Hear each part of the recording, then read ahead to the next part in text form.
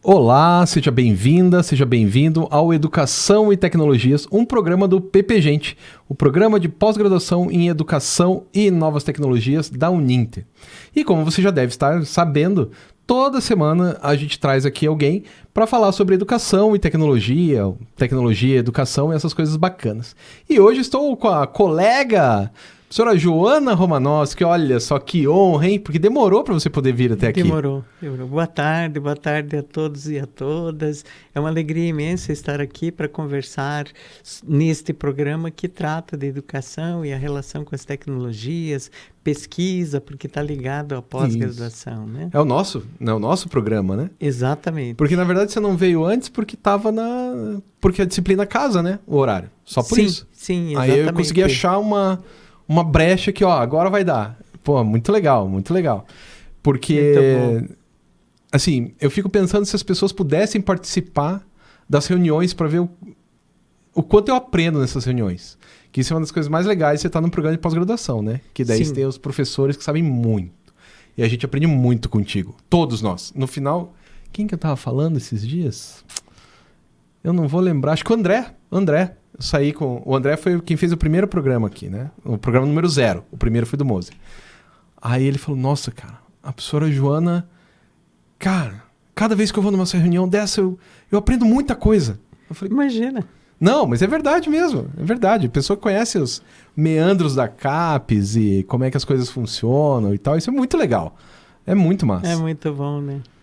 E tem alguém ali para orientar a gente, né? Porque sem a sua presença, não sei. E a gente É que eu tive a sorte e o privilégio na vida de encontrar pessoas que me ajudaram muito, que me ensinaram muito. E aprendi com essas pessoas, né? Eu fui orientando do doutorado da professora Marli André, que é um nome nacional e internacional em pesquisa na área da educação, né? Quando eu fazia história, o nome dela eu fazia história em 1994. E Marli André já era um nome que a gente não era da educação, a gente era da história. E eu ouvi falar. Isso quer dizer que era alguém... Eu era um moleque e ouvi falar, né? Então... E foi uma orientação extraordinária porque nós nos transformamos em parceiras, né, de pesquisa.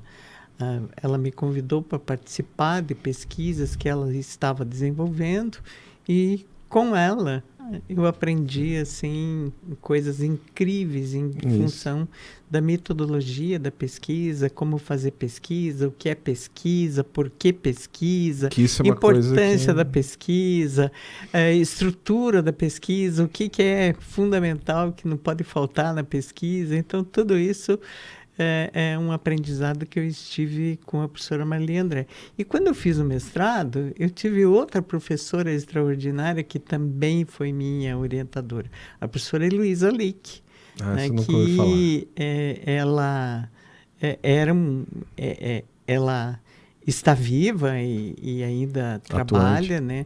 Muito pouco, porque nesse momento ela já tem um comprometimento de saúde que a impede de um exercício pleno de pesquisa. Mas ela trabalhou naquele no programa da Abril, que premiava as escolas brasileiras, melhores escolas com seus projetos. E a Heloísa Lick era a coordenadora dessa programação.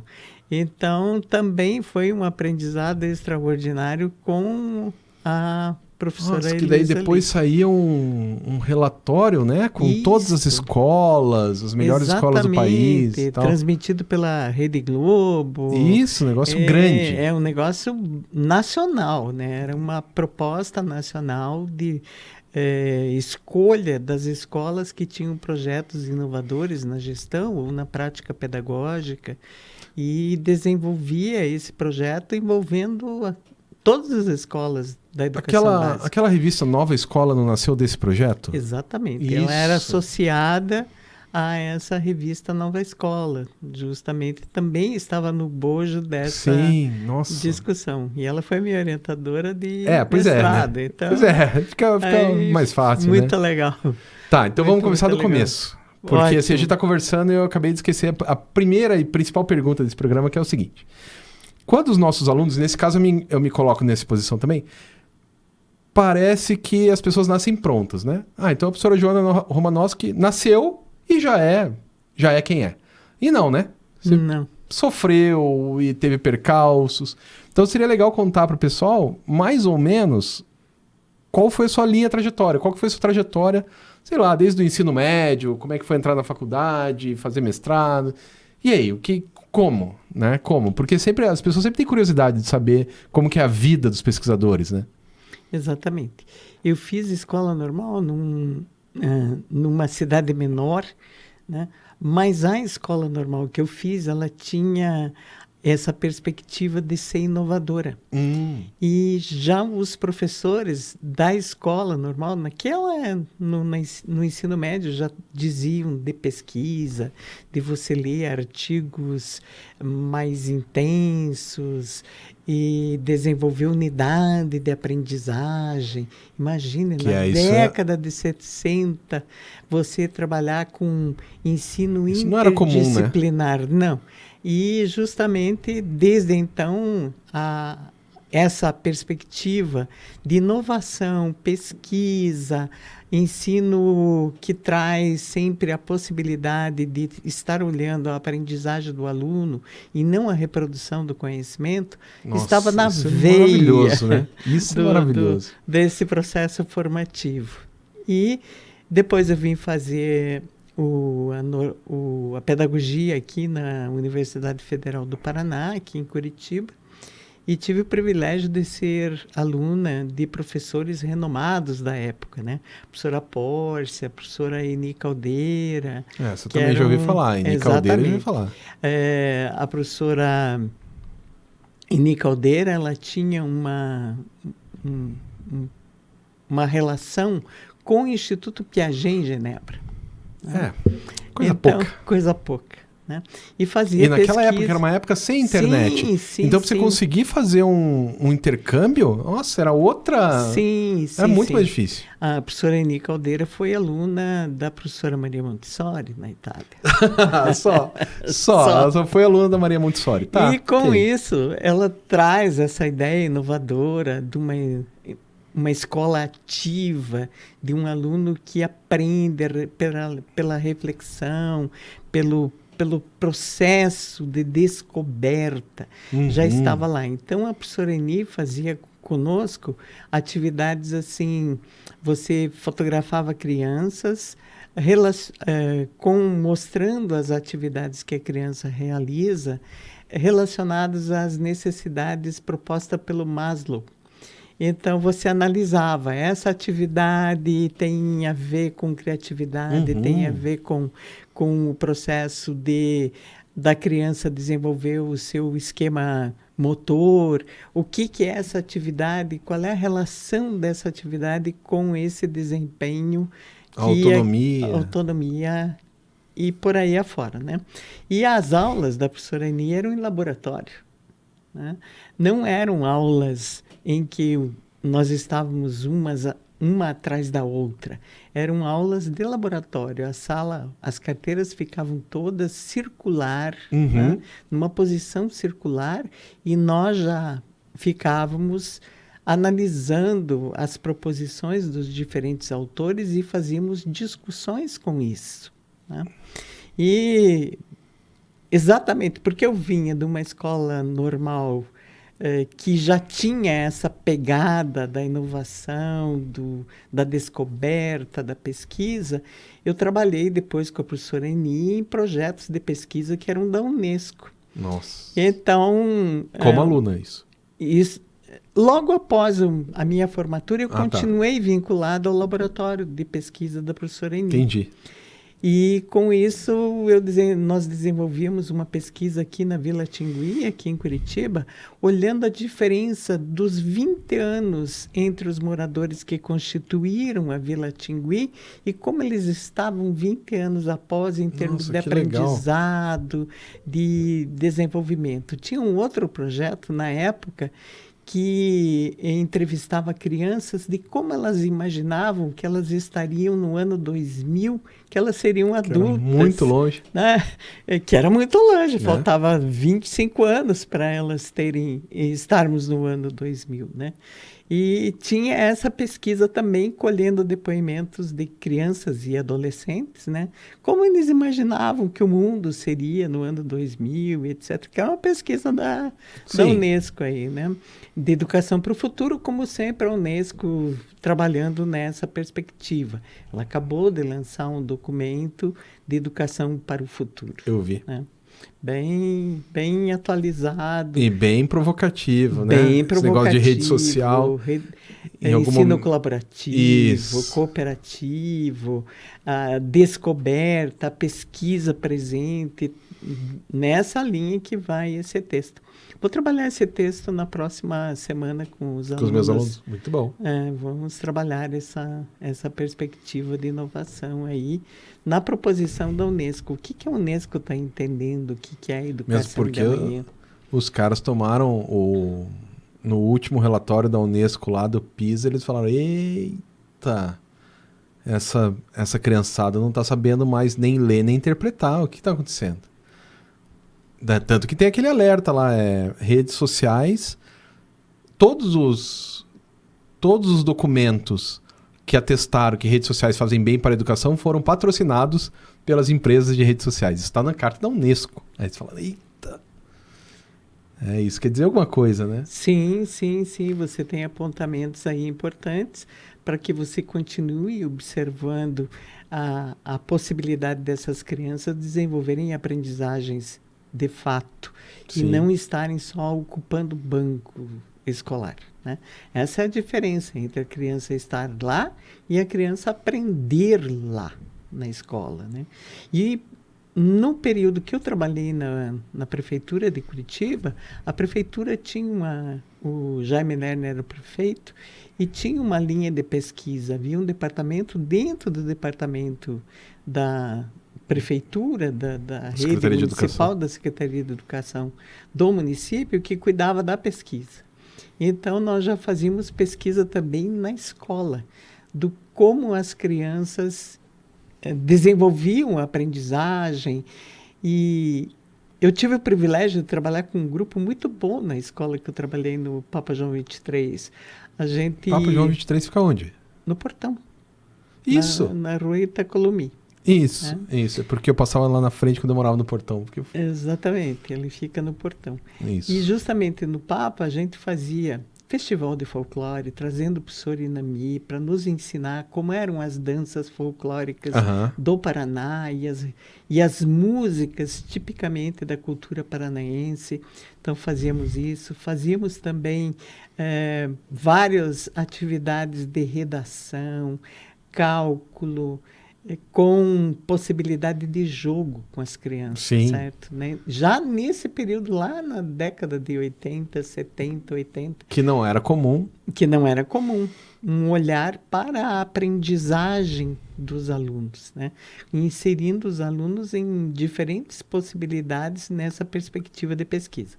Teve uma vez que nós resolvemos fazer uma pesquisa, juntamente com o professor Salésio Antônio Pereira, em função de que as crianças chegavam atrasadas. E os professores diziam assim, é porque elas têm preguiça, são desorganizados.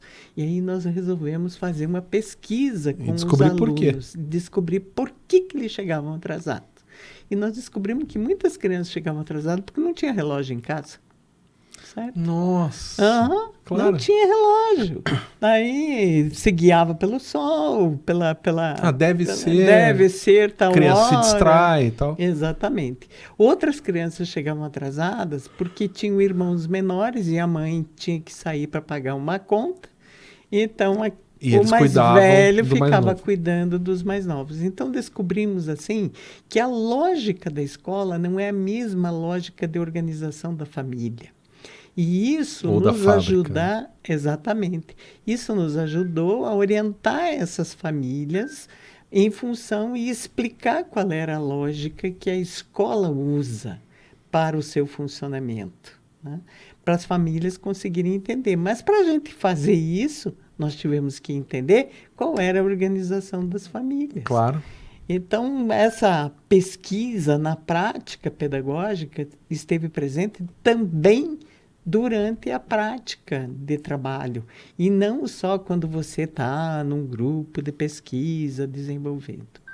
E no mestrado eu estudei currículo na minha dissertação de mestrado. Que é uma outra loucura também, né? Exatamente. Currículo é uma loucura. Uhum. E o currículo, o que a gente analisou era a proposta de currículo que a escola oferece e a leitura que a família tem sobre qual é o papel da criança, da escola, o que é esse papel de educação. Descobrimos coisas lindíssimas com a professora Heloísa Lick. No sentido de que a família tem uma leitura da escola que a escola vai educar nos bons costumes, da criança vai respeitar os mais velhos, vai ter a polidez no trato com os seus colegas. Uhum. E o que a escola ensina são disciplinas escolares, né? E a família não tem a menor ideia do que é, de fato, essa organização do currículo, especialmente de 6º ao 9º ano, né, de que trabalha disciplinas como história, geografia, ciências, língua portuguesa. Não tem essa leitura. Outra leitura que a família tem é de que ela envia para a escola e ela repete o discurso que a própria escola desenvolve. Uhum. De que está na escola, então vai ser formar advogado e assim por diante, né? Vai fazer curso... Para o capitalismo. Para o capitalismo, né? Que é o discurso dos professores. Sim. Você tem que estudar para chegar e se formar advogado, professor, médico, né? As profissões clássicas. E aí, quando você pergunta para a família o que seu filho estará fazendo aos 18 anos, a família diz, estará trabalhando. Então, ela não tem uma leitura dessa organização curricular da escola. O currículo da família é diferente do currículo que a escola desenvolve. Esse processo de educação longevo, né, que a escola tem, que tem 6º ao 9º ano, ensino médio. Na época era 5ª e 8ª, né? Exatamente. E ainda a educação superior, que para você formar um advogado são 20, 25 anos de estudo, né? A leitura da família não é essa. Ela repete o discurso da escola, mas a concretude da vida é diferente do modo como a escola desenvolve. Então, a minha dissertação foi nessa direção de compreender... porque, às vezes, a família até ela não consegue entender, né? Exatamente. Não, ela acha... Tipo, o que você quer que seu filho esteja fazendo aos 18 anos? Ah, não, eu quero que ele esteja fazendo medicina. Ah, não, e trabalhando. Mas é incompatível, né? Não, ela não diz que ele vai... O que ele vai ser no futuro? Médico. Isso. O que ele estará fazendo aos 18? Trabalhando. Certo? Não fecha a leitura, porque a maioria, principalmente nessa década de 80, hoje, após os anos 2000, a maioria da família tem escolarização. Isso. Já não é a primeira geração que está desenvolvendo um processo de escolarização mais ampliado. Então, naquela época, a maioria da família tinha feito até o 3º ano, até o 4º ano, não tinha uma leitura do que é o processo de escolarização e da educação básica com ensino médio, ensino superior. Então, essas pesquisas, elas trouxeram para mim uma compreensão sociológica da relação escola-família. E que não se passa só por uma leitura do processo de afetividade e acolhimento, mas de entendimento cultural do que é o processo de escolarização e curricularização desenvolvido pela escola e a cultura da família em relação à escolarização. Mas sabe que tem uma amigona minha que ela trabalhava num colégio grande de Curitiba, não vou dizer aqui qual era, mas que, os caras desenvolveram para o ensino fundamental 1, que era o 6º ano, 6º, 7º ano, né? Então eles tinham 11, 12 aninhos e tal. Fazer uma nova metodologia, no qual os alunos aprendiam matemática, português, que era o que tinha, né? Matemática, português. Isso agora, em 2005, se não me engano, 2008. e a partir de problemas complexos que eles achavam. O que vocês querem estudar? Ah, dinossauro. Então tá, qual é o tamanho da pegada de um dinossauro? E daí eles mudavam toda a base, todo o currículo para aquilo que as crianças tinham escolhido. Não conseguiu. Durou 2 anos, 3 anos, acho que foram 3 anos. E os pais... Mas meu filho não tá fazendo continha. Sim, sim. Não, mas eu fazia análise sintática, por que meu filho não tá fazendo? Ele não tá aprendendo nada. Ele vai pra escola só pra brincar esse negócio de dinossauro aí. Sim, sim. E não segurou. A escola não aguentou. Sim. Porque a compreensão do conhecimento da família é um conhecimento transmitido e reproduzido na base da leitura, da escrita, no sentido da reprodução pura e simples do conhecimento decorado, né? Para superar isso, de fato, é um desafio muito longo, porque é uma mudança cultural profunda em relação ao processo de escolarização. Assim como lá naquela pesquisa a gente percebeu que o conceito de educação era naquele período para pessoas que não têm escolaridade composta de muitos anos, né? Não frequentou a escola há muitos anos, então ele tinha um conceito moral e ético em relação à educação. E hoje, em função de que essas famílias que têm as crianças na escola viveram uma escola tradicional de reprodução de conhecimento basilar. Por mais que sejam todos já formados em educação superior, mas não quer saber.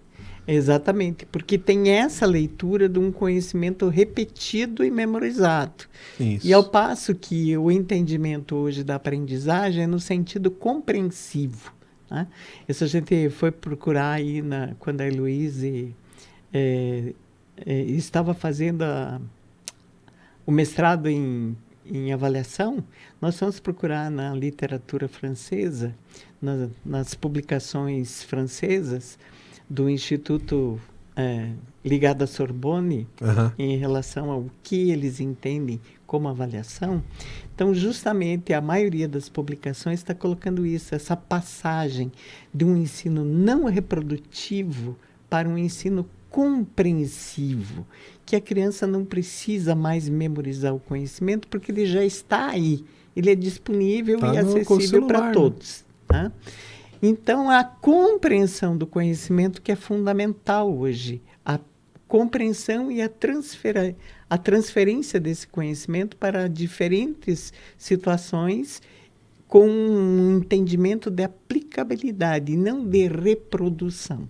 Então, mudou o conceito em relação ao que é o papel da escola no desenvolvimento da aprendizagem desses alunos. Tanto que até tinha um esquema, quando eu estava fazendo faculdade, nos anos 90, que... Não, aqui você passa na faculdade e depois você aprende.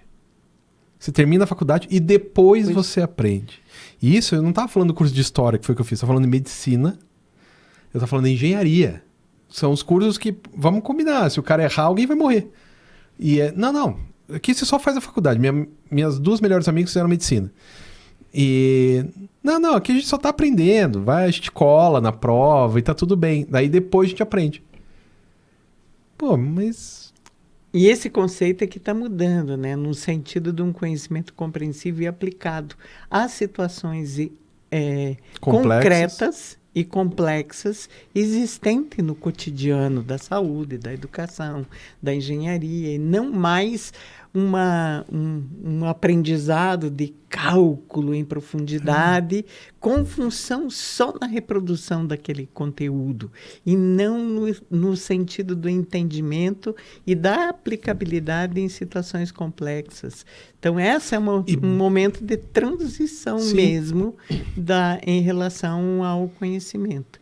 Não sei se você observou as questões do ENADE, como é que elas são organizadas. Elas não focam na reprodução do conhecimento. Elas justamente estão nessa direção da compreensão e da aplicabilidade em situações complexas, né? Problematizadas. Então, é uma outra escola que está sendo pensada em todos esses novos projetos que demandam uma mudança curricular e de cultura. E que leva uma geração, pelo menos. Exatamente. Não é tão simples assim o que está sendo proposto hoje. Na perspectiva desse desenvolvimento da pesquisa, em relação à continuidade, quando eu trabalhei na Federal, as pesquisas são também intensas e faz parte da carreira do professor, mesmo que ele não esteja num programa de pós-graduação, o desenvolvimento da pesquisa. Sim. E já na época também fazia parte essa pesquisa no sentido de ela se transformar em projetos de intervenção na extensão. E nós desenvolvemos no departamento lá várias pesquisas no sentido da compreensão, da avaliação e do processo da formação do professor da educação básica, que foi o que me levou a fazer o doutoramento nessa direção. Que a gente já tinha desviado, estamos voltando. Exatamente. Nessa direção de entendimento do que é formar um professor. Né?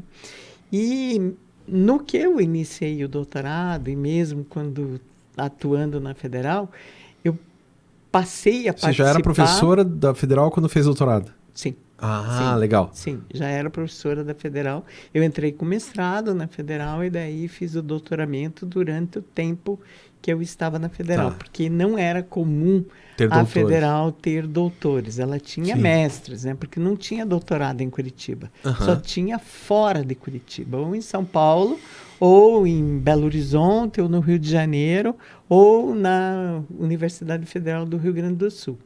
As outras universidades não tinham doutorado na época. Eu fiz na USP. Em Pernambuco não tinha? Não sei se Pernambuco tinha nesse período, certo? Porque o pessoal do Nordeste vinha todo para São Paulo. Então provavelmente não, né? Eu tive vários colegas de doutorado que eram de Pernambuco.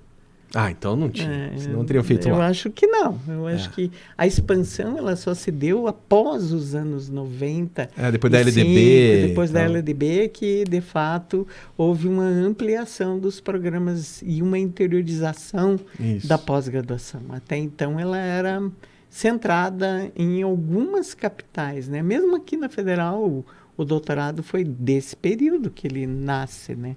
O doutorado de História, o doutorado de Educação, eles são desse final, 90, né? Porque... do final dos anos 90, de 95 em diante. Eu me lembro do doutorado em História, quando eu fazia faculdade. Exatamente. Eles começaram com o mestrado e daí foram expandindo. Na década de 80, a expansão foi dos mestrados. Sim. E daí, no meio da década de 90 para os anos 2000, os doutorados, que se expandiram pelo Brasil. Né?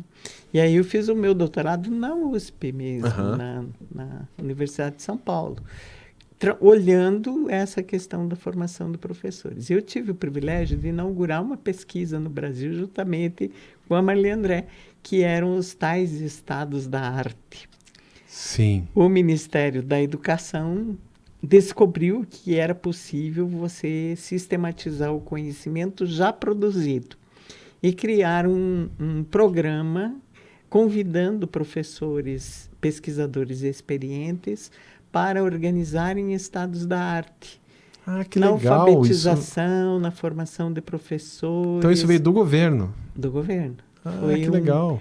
O CIBEC, que é um setor dentro do Ministério da Educação, resolveu assumir e trazer esse financiamento ligado ao INEP. E aí a Marli me convidou. Ela disse: você quer participar desse negócio aí? É uma coisa nova, a gente não sabe muito bem o que é. Eu lembro da Magda Soares na reunião falando assim, mas de fato esse é um termo que vem da literatura inglesa, né, que fala sobre a questão do estado da arte. Eu tive o privilégio de estar nessas reuniões com todos esses pesquisadores que estavam iniciando o que era o estado da arte, esse negócio novo. E aí eu fiz a minha tese nessa direção de sistematização do conhecimento, né? Através do aprendizado do que isso significa. Eu continuo olhando isso, mas tem coisas novas que eu ainda não estou trabalhando com elas. Por exemplo, a bibliometria. Ela está posta aí nos estudos de estado da arte, com os quais eu não trabalhei ainda. O Marcelo, que agora está terminando o pós-doc, ele começou com a professora Ciderli e está terminando comigo, ele trabalha com isso. Quero ver se eu trago ele para trabalhar na nossa disciplina no segundo semestre e nos ensinar como fazer a tal da bibliometria, que é uma coisa nova, que é marcada justamente pelos índices de citações de cada artigo, para a partir daí você sistematizar o conhecimento entre aqueles artigos e teses mais referenciados, né? Então você vai para a base de dados mesmo e não só um levantamento espontâneo como nós temos feito até então, né? E aí, se bem que é um desafio grande, né? Porque tenho pelo menos umas 4 ou 5 teses e dissertações que me citaram, todas da Universidade Federal. Nenhuma delas aparece no meu Google Scholar lá como citação. Sim, porque o próprio Google Scholar lá está em reforma, né? Eles estão anunciando que a partir de julho haverá um outro processamento, justamente porque eles ainda não sistematizaram isso. Pode ser. Eu li rapidamente, eles mandaram um comunicado ontem, dizendo de que vai haver uma mudança no processamento de dados que eles estão utilizando. Eles querem aprimorar esse processo no sentido de você poder, de fato, ter dados mais confiáveis. E isso foi uma discussão que aconteceu agora no Fórum de Editores, de que há uma passagem, o Qualis das revistas não vai mais existir. Sim. Né? Então, há uma passagem do Qualis para quantidade de citações, né? Baseado nos índices de referenciação. E, diante disso, ficou discutido, porque na área da educação as revistas não estão no Scopus, então não tem possibilidade de serem avaliadas por índices confiáveis, se o Google seria um indicador. E houve um debate muito forte dizendo que, como o Google é uma empresa comercial e tem interesses comerciais em algoritmos, né, e não necessariamente na pesquisa em si, né, que não seria confiável você trabalhar. Imagina com a minha essa pesquisa, que boa parte Google dela fala mal do próprio Google. Aí eles podem escantear a minha pesquisa porque fala mal da empresa deles. Pois é. Isso pode ocorrer. Então, diante disso, há essa discussão aí em relação a verificar se os índices são, de fato, confiáveis, né? Nesse momento, estou fazendo pesquisa, uma pesquisa internacional muito interessante. Nós estamos olhando a identidade do professor da educação básica, o que mudou nesses últimos 20, 25 anos.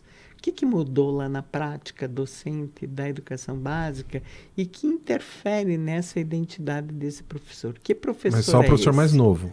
Ou você está pegando o geral? Professores que têm mais experiência, para que eles pudessem falar de como era a docência deles no ano mais 2000 velhos. Entendi. E como eles estão vendo a docência agora. Ou de 2000 a 2010 e como eles estão vendo agora pós-pandemia. Em função da transformação que a pandemia incorporou. E a internet também. E interferiu. Em 2000 até tinha internet, mas não era. Exatamente, mas não era usual. E após pandemia, a pandemia forçou a entrada da internet no processo de escolarização, da prática pedagógica. Então, diante disso, a gente está levantando essas mudanças que ocorreram na prática e que interferem no que é ser professor hoje da educação básica. Tem pesquisadora dos Estados Unidos, da Polônia, da Finlândia, de Hong Kong, da África. Né, tem que ter alguém da Austrália para fazer da Austrália, a Oceania. Ninguém ainda aceitou o convite desse grupo. é uma sociedade internacional que pesquisa a formação de professores e prática pedagógica. Essa sociedade tem uns 40 anos, né? E eu participo dela desde 2006, por aí, 2007. E agora conseguimos montar justamente porque a internet permite o intercâmbio. Porque antes você não tinha como... Se encontrar. Exatamente. Como se encontrar mesmo. Exatamente. Promover reuniões eram só periódicas, presenciais, quando haviam essas reuniões dessa sociedade. Não, e tem a ver com dinheiro também. Dinheiro, disponibilidade para viagem. Sim, você precisa de disponibilidade. Imagina se tiver que ir, sei lá, para a Oceania.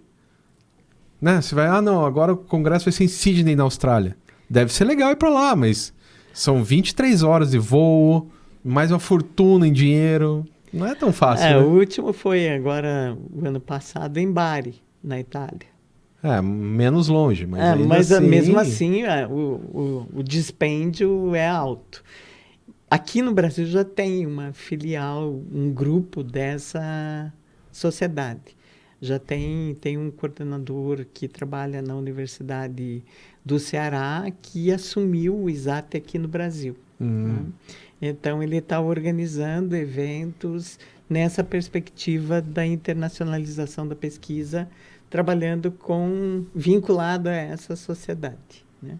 É uma sociedade muito interessante. Nossa, esse encontro em Bari foi extraordinário. O professor Juan, da Universidade de Salamanca, ele fez uma projeção do processo de formação de professores sendo desenvolvido por avatares. Ele fez uma simulação e projetou. Eita. Certo?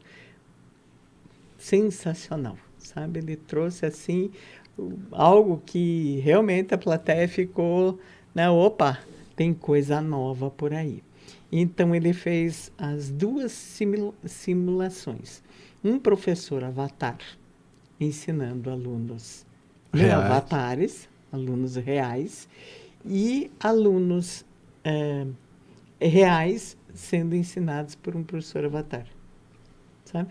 Ele fez as duas projeções de como poderia se dar essa possibilidade de interação nessas duas perspectivas. Né? E como contraponto, um outro professor fez uma conferência sobre a necessidade da presencialidade. Principalmente para quem é criança, implica, né? O que isso implica desde que a escola é escola, ele volta até os gregos, romanos e tal, como se deu essa relação da presencialidade com os diferentes tipos de professores. E daí é que surgiu a provocação para que a gente pudesse trabalhar essa discussão da identidade do professor, né? Considerando essas inovações, o que isso interfere nessa identidade, o que é ser professor hoje. Né? Porque se o professor na década de 70, 80, ele era o detentor do saber, ele já não é mais. Exatamente. Isso é uma mudança muito disruptiva. Sim. Né? Esse conceito do disruptivo, né? Do disruptivo, ele está muito presente na discussão da formação do professor hoje. Né? Já tem várias publicações que vão nessa direção. O que de fato está rompendo, não é mudando, mas rompendo. Isso, rompendo, não está crescendo. Não é no sentido de acréscimo, de somatória, mas de ruptura, né? O que há de ruptura nesse encaminhamento da profissão do professor? O Carlos Marcelo, da Universidade de Sevilha, já tem um livro sobre essa discussão. E essa pesquisa que nós acabamos também é uma pesquisa sobre as redes sociais, o que os professores aprendem nas redes sociais, os professores da educação básica. A gente acabou de fazer essa pesquisa com a Universidade de Sevilha, justamente coordenada aí pelo Carlos Marcelo, né? Desenvolvendo com o Uruguai, o Chile, a Espanha e o Brasil. Né? 4 grupos de pesquisa que trabalharam nessa direção. E o interessante é de que no Brasil a gente não vê um papel muito forte de influencers ainda no espaço das redes sociais, na interlocução com os professores. Está começando no YouTube. Tem alguma coisa já produzida no YouTube, mas é muito pouco. Você não vê um papel forte. Na Espanha, a pesquisa mostrou que os professores usam muitas redes sociais e tem muitos influencers da área da educação que estão desenvolvendo trabalhos com professores, não no sentido de uma sistematização e diplomação, mas de interlocução e de interação no sentido de aprimoramento desse conhecimento do professor, tanto na perspectiva metodológica quanto na perspectiva de um ensino compreensivo, né? Então, tem uma discussão forte, principalmente na Espanha. O grupo de Sevilha localizou vários influencers nessa direção. Aqui no Brasil, a gente perguntou para os professores da educação básica quais eram os influencers que eles seguem. São variados. Vai da culinária e não tem uma liderança nesse sentido de uma formação da educação, de uma formação informal nas redes sociais que contribua para a formação e a prática dos professores, né? A formação no Brasil ainda está muito centrada em cursos. Sim, ela tem muita oferta de cursos de formação continuada. Mesmo no YouTube. São cursos programados e não necessariamente conversas sobre o ensinar, o que ensinar e como ensinar. Tem muito pouco isso nas redes sociais aqui no Brasil, né? Então, deu uma diferença entre os dados de Sevilha, os estados aqui do Brasil e do Uruguai, que estava começando a olhar. O Uruguai tem uma forte valorização do LinkedIn. Sim. Né? E que no Brasil não tem. Né? O LinkedIn ele não é usado principalmente pelos professores da educação a gente é o básica. E os professores da educação superior, as empresas já estão começando a usar o LinkedIn, mas os professores da educação básica não. Né? E tem um problema com rede social também, porque eu estou estudando isso direto, né? Sim. Eu provoquei isso porque sei disso. A quantidade de suicídios de meninas por causa do Instagram é uma coisa absurda. Daí você como professor de educação básica, você vai colocar uma coisa na rede social, mas ao mesmo tempo você sabe que essa mesma rede social, que sim, pode ser muito benéfica, pode, ao fim e ao cabo, matar uma delas, né? Eu não sei o que eu faria se eu fosse professor de educação fundamental, nesse caso. Porque é muito tenso, né? Sim, porque você pode... Sim. Eu estava lendo isso hoje, por um acaso foi hoje. Se você fizer um vídeo, for assistir um vídeo sobre o Holocausto, né? Holocausto nazista. No sexto vídeo, você vai daí você quer ver mais esse? Você clica lá, você quer ver mais esse? No sexto, o vídeo o Holocausto não existiu. Foi uma farsa, é uma teoria da conspiração. No sexto. Então você bota uma criança que não sabe nada, e tudo bem, porque ela não tem que saber mesmo. Uma criança de 13, 14 anos, ela assiste o primeiro, assiste o segundo, quando chega no sexto, nem era nada, nem existiu. É muito perigoso, porque você não tem nenhum controle. Tem zero controle. Que está sendo veiculado. Pois é. Assim como não se teve o controle no início da imprensa também. Sim, né? sim. A imprensa também não tinha suas regras, nem a possibilidade de uma ética desenvolvida lá no início da imprensa. Mas, por outro lado, as pessoas alfabetizadas elas eram poucas, né? Sim. Então você afetava menos gente. Brasil, né? No Brasil, né? Porque no continente europeu a alfabetização já estava resolvida em 1912. Né? Isso. Vamos conversar certo, né? Porque no Brasil a escolarização, o dado que diz que todas as crianças estão pela primeira vez todas na escola é de 2006. Pois é. Né? Só começou em 1970, no êxodo. Exatamente. no período de êxodo rural. do êxodo rural, né? Da expulsão do homem do campo pelo agronegócio. Isso. Isso mesmo. Ai, difícil essa conversa daí. Difícil, né? Difícil. Difícil. Eu acho que uma coisa importante que a gente podia fazer nesse programa é você explicar o que é o estado da arte, porque a gente falou vários e a gente não explicou o que era.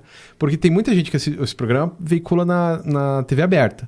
Sim. Então tem muita gente que está assistindo e não sabe o que é um estado da arte, e acha que estado da arte, como eu achava quando era mais novo, que estado da arte você vê as pinturas.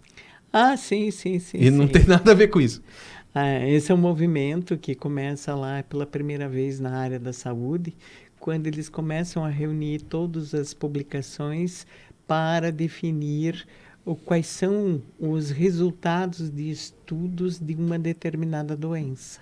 Então, eles sistematizam todas as pesquisas que foram feitas e trazem esses resultados dizendo, ó, já foi feito esse procedimento, deu certo, foi feito esse, não deu certo, foi feito esse, também deu certo. Tantas pessoas se curaram diante dessa metodologia, desse procedimento. E a partir daí, esse procedimento na área da saúde passou a ser obrigatório na pesquisa. Ou seja, para você fazer alguma coisa, tem que ler tudo que veio antes. Exatamente. Você tem que levantar os resultados de experiências já existentes para dizer dessa tua experiência se ela é uma repetição para confirmar resultados ou se ela é um experimento novo para um procedimento novo que vai ser avaliado. Sim. E a partir daí vai criar novamente uma nova possibilidade de resolver aquela situação. Então, da área de saúde, foi migrando para outras áreas. E, a partir daí, no Brasil, na área da educação, ele inicia lá nos anos 90, mas de modo bem esporádico. Uhum. E com essa iniciativa do CIBEC, se sistematiza e ele passa a se estender. Uma vez que já haviam acumulado sobre a pesquisa na área da educação. Então, o que é você fazer o estado da arte? É justamente você ir buscar nos periódicos todos os artigos que já publicaram resultados de pesquisa de uma determinada situação. Por exemplo, a alfabetização. Uhum. Né? Quais são os textos que falam sobre a alfabetização? Tanto do ponto de vista do método, o que os métodos dão mais certo ou dão menos certo, né? Que métodos são mais propícios para o desenvolvimento da alfabetização com crianças. Então, você vai sistematizar isso. Tomar todos esses resultados e fazer um mapeamento colocando até agora esses resultados para que, a partir dali, você não repita pesquisas ou se você repeti-las, você sabe quais são os indicadores para comparar com a sua pesquisa. Claro. Tá? Ou você vai trabalhar com teses e dissertações lá do banco da CAPES ou do BDTD, né, que é o banco digital, das teses e dissertações, quais que trataram dessa temática e o que resultado tem trazido no acumulado desta área. Então, essa sistematização ela é necessária porque, como nós já temos 195 programas da área da educação no Brasil, o volume de teses e dissertações todos os anos é altíssimo. Sim, né? Sim. Então, é provável que o que você vai pesquisar já tenha sido abordado nas diferentes redes sociais. O último estado da arte que eu fiz foi de redes sociais. Né? E aí, a tendência dos artigos que abordam redes sociais, eu peguei artigos, são usar as redes sociais para promover a aprendizagem, principalmente na educação superior. Artigos que fazem a crítica das redes sociais. Tem muitos artigos nessa questão. E artigos que analisam o que é a rede social em si. O que se processa nela, quais são as interações. O maior volume de artigos vão nessa direção que que foram publicados até agora. Tem outros temas, mas eles são mais pontuais em relação às redes sociais. Ainda tem que ampliar um pouco mais a leitura desses artigos para você ter uma sistematização mais propícia para o entendimento do que já vem sendo estudado em termos de redes sociais. Porque quando você põe o termo redes sociais, vem um volume de artigos. Mas quando você põe Twitter, vem outros artigos que nem sempre foram categorizados como rede social. Aí você coloca Instagram. Então, exatamente. Então, você tem que fazer um mapeamento mais adequado. Mas tem muita ingenuidade também. Por exemplo, às vezes a pessoa vai procurar um tema e coloca uma frase inteira. Daí, misteriosamente, ela não acha. Daí, ela diz, não tem pesquisa sobre isso. É óbvio que sobre, por exemplo, redes sociais que publicam artigos de pesquisadores experientes na perspectiva de Freud, você não vai achar. Isso, lógico, né? É óbvio, só a tua pesquisa vai pesquisar isso. Então, tem muita ingenuidade, muita afirmativa, assim. Não tem nada. Porque você tem que sistematizar em função de uma temática, de uma área, de um tema. De uma coisa mais ampla, né? Não necessariamente de uma frase que revela um objeto de estudo. Então, você não vai procurar nas redes sociais, nesses bancos de indexação de artigos ou de teses e dissertações, o teu objeto de estudo. Claro. É óbvio. Se você vai procurar pelo teu objeto de estudo, você não vai encontrar. Agora, se você pesquisar em função de uma palavra-chave que é relativa a um tema ou a uma sub-área de conhecimento, você vai encontrar. Com certeza, várias pesquisas e publicações que são resultados de pesquisas em artigos. E ontem eu estava numa banca na PUC do Rio de Janeiro. E era de educação, mas de enfermagem. Educação da enfermagem. E ela fez o estado da arte e tal. E daí tinham 3 artigos que eram pagos. E não era barato. E daí, como é que você faz para quando isso acontece? Do ponto de vista técnico. Porque se você for redes sociais, você coloca lá na base norte-americana, né? Social media, tem muita coisa. Só que várias delas caras para você comprar. Sim. Não dá para você pegar 100 artigos custando $50 cada. Essa temática é uma temática que está entre os editores de periódicos, né? No Brasil, na área da educação, os editores definiram que as revistas vinculadas a programas e a instituições de educação superior não cobrarão para publicar. Na educação. Nem para o acesso e nem para publicar, nem do autor.